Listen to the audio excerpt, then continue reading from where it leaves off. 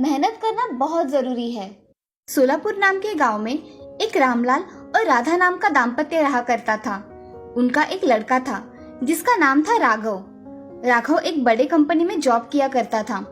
कुछ दिनों बाद राघव की शादी सरोज नाम की लड़की से हो गई। सरोज ज्यादा पढ़ी लिखी नहीं थी, मगर सरोज घर के कामों में माहिर थी।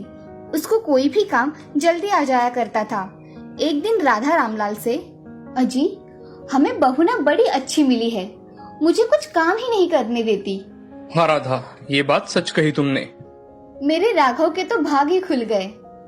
हाँ राधा, अब जाओ मेरे लिए चाय लेकर आओ। अभी बनाकर लाती हूँ।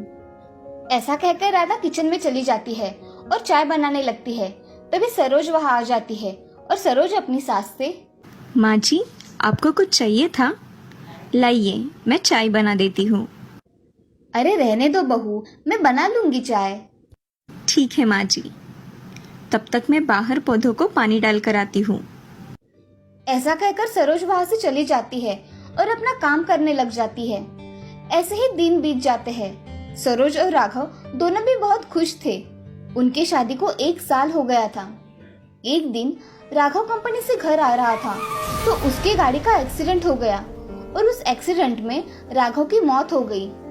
ये खबर घर में मालूम पड़ते ही सब जोर जोर से रोने लगे। उनके घर में तो जैसे दुख के बादल छा गए। कुछ दिनों बाद राघव का सब कार्य पूर्ण हो गया। अब राधा का सरोज के प्रति बर्ताव बहुत ही बदल गया था। राधा उसे अब आए दिन बहुत टोका करती थी, उसे खरी खोटी सुनाया करती थी, जैसे कि उसी की वजह से उसका बेटा चला गया। एक दिन सरोज अपने कमरे में रो रही थी और खुद से ही बातें कर रही थी। मेरे ही नसीब में ये सब क्यों है? मेरे नसीब में खुशियां ही नहीं लिखी है। इन सब में मैं कहाँ जिम्मेदार हूँ?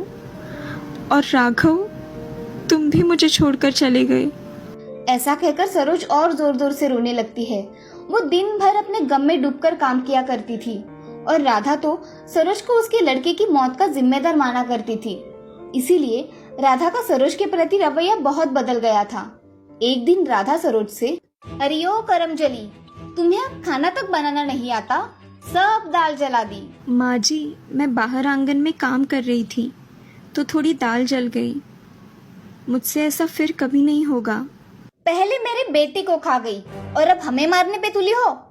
ये सब सुन सरोज की आंखों में आंसू आ गए और वो रोते रोते अपनी सास से, माँ जी मेरे मन में कभी आप दोनों के लिए ऐसा विचार नहीं आया, और आप ऐसा क्यों बोल रही है? माँ जी आपको भी पता है ना कि इनकी मौत कैसे हुई थी, फिर भी आप मुझे बोल रही हो।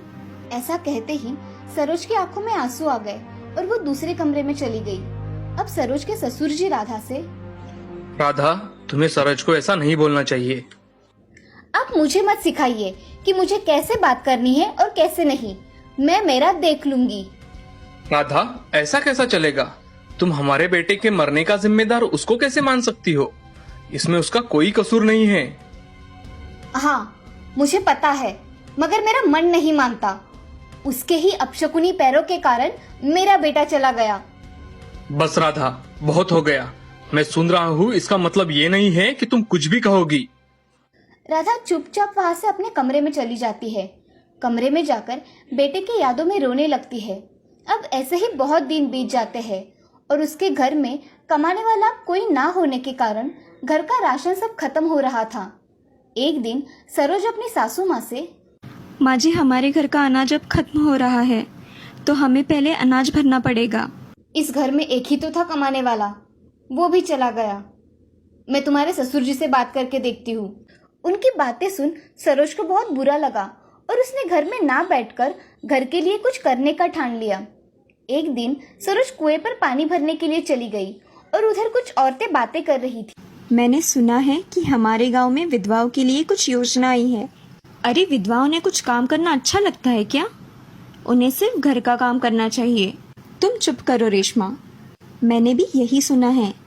ये योजना ग्राम पंचायत में आई है। कैसी योजना है सुमन दीदी, मुझे भी बताइए। अरे सरोज, हमारे ग्राम पंचायत में योजना आई है, उसका तुम लाभ ले सकती हो। उसके लिए तुम्हें तुम्हारे कागजात लेकर जाना होगा। मैं जाकर देखूंगी। हाँ ठीक है, तुम जाकर देखो। ऐसा कहकर सरोज अपने घर चली आती है और घर आते ही सरोज घर के काम करने लगी और आगे क्या करना है इसके बारे में सोचने लगी। तभी उसके ससुर जी सरोज से, बहू, हमारे गांव की ग्राम पंचायत में एक योजना आई है। मैं चाहता हूँ कि तुम उस योजना का लाभ लो। पिताजी, मैं भी यही सोच रही हूँ, कल जाकर देखती हूँ। हाँ बहू, तुम जाकर देखो और कुछ मदद लगे तो मुझे बताना। ऐसा कहकर रामलाल वहां से चले जाते हैं। अब सरोज अगले दिन अपने सारे काम जल्दी जल्दी खत्म करके ग्राम पंचायत के ऑफिस में चली जाती है। वहां जाकर सरोज सरपंच जी से, सरपंच जी नमस्ते, मुझे ऐसे पता चला है कि विधवाओं के लिए कुछ योजना आई हुई है। जी, आपको सही पता चला है कि योजना के अंतर्गत आपको सिलाई मशीन तथा कुछ काम की चीजें भी मिल सकती है। आपको सिलाई मशीन चाहिए क्या? उसका ट्रेनिंग भी है जिससे आपको सिखाया जाएगा कि आप कैसे कपड़े सिलवा सकती है। मुझे वह ट्रेनिंग करना है सरपंच जी, आप मेरा नाम लिख लीजिए उस ट्रेनिंग में। मैं अभी लिखवा लेता हूँ, आपका अगले हफ्ते में ट्रेनिंग होगा। जी सरपंच जी, अब मैं चलती हूँ। ऐसा कहकर सरोज घर पर आ जाती है। अब सरोज को इतने दिनों बाद कुछ नया काम करने की चाह के कारण उसे बहुत अच्छा लग रहा था। उसी के कारण सरोज ने घर के सारे काम जल्दी जल्दी खत्म करके सोने चली गई। अब एक हफ्ता कैसे बीत गया पता ही नहीं चला।